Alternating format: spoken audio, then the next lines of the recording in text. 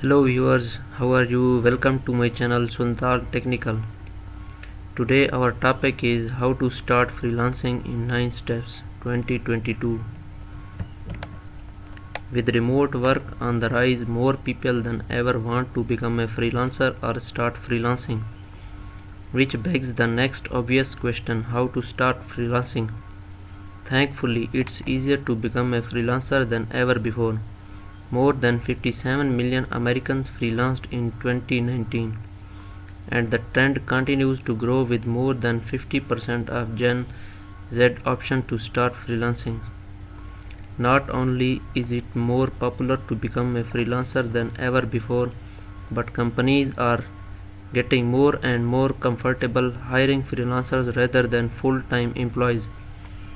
A lot of jobs can be done remotely, and companies don't need to provide the same financial or healthcare benefits to freelancers as they do full-time employees. So maybe it's time for you to become a self-employed and start a freelancing business.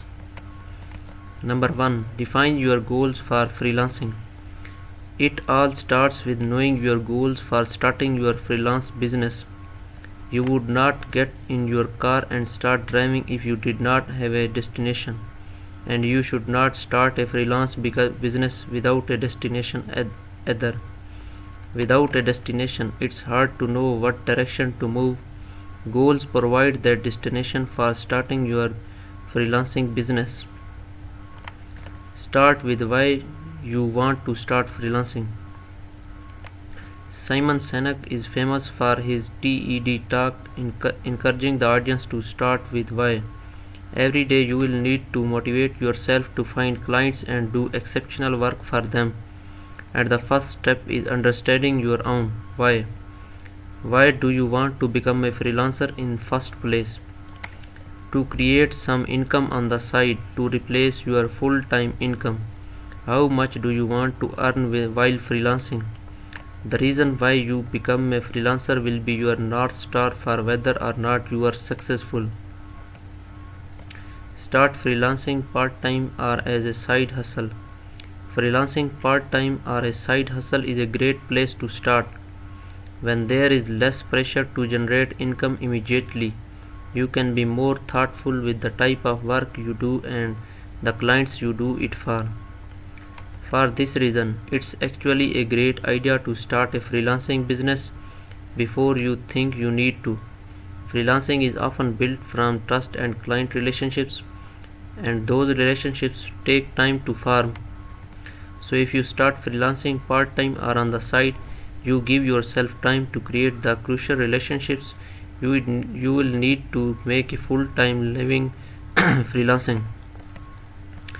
Making the leap to start freelancing full-time. If you set on jumping into the deep end and become a freelancer full-time, that's great. It's never been better time to be your own boss. If that's your goal, you shall want to calculate how much you need to earn to cover your living expenses, and I mean all of your living expenses including taxes, health insurance, and even retirement. This is your freelancing income destination.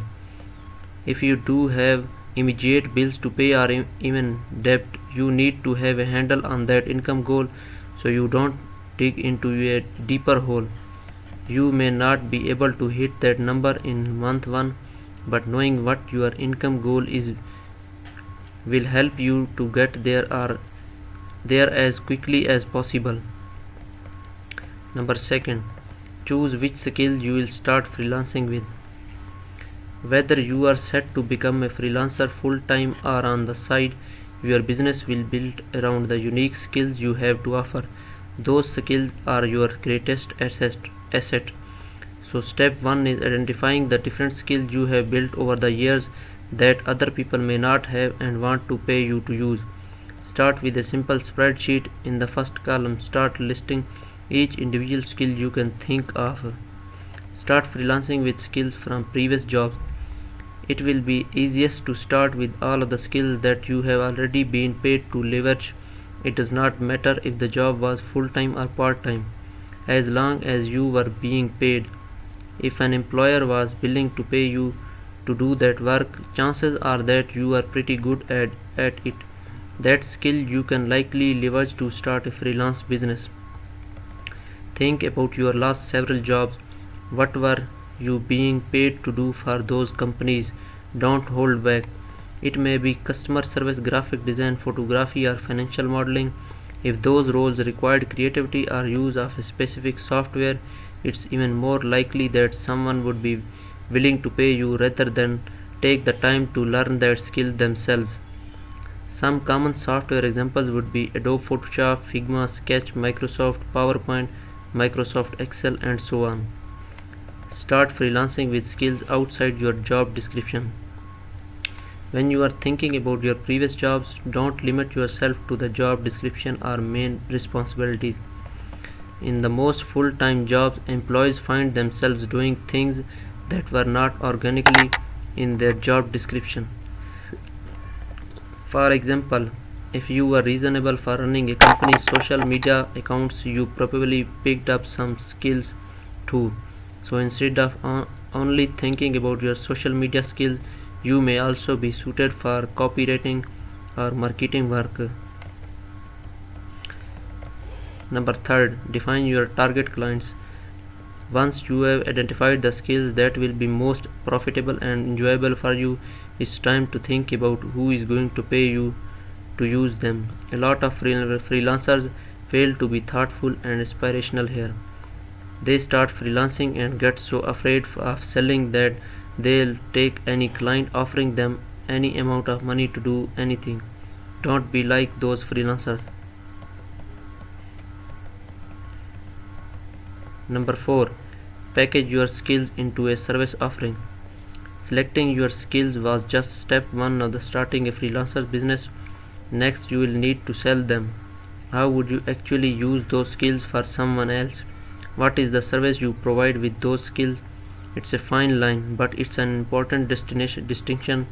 Writing is a skill and email copywriting is a service. Coding is a skill and creating custom mobile apps is a service.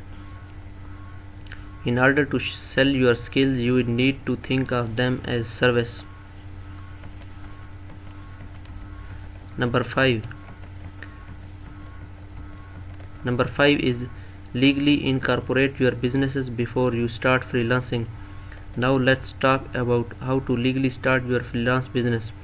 You could delay this step, but I recommend doing it sooner rather than later to make tax planning easy from the start. Start a freelance business sounds intense, but it's not. Technically, starting a freelance business is easy as incorporating a legal entity. This is good time to mention that I am not a lawyer and this is not legal advice. Choose a name for your business. The first step to filling your business is choosing a name. It can be anything you want. It can include your own name or it could not. It could be a made up word or it could not. It's totally up to you. Ultimately, I choose Freelancing School because all of the content is related to freelancing and I wanted to show that learning was part of the business.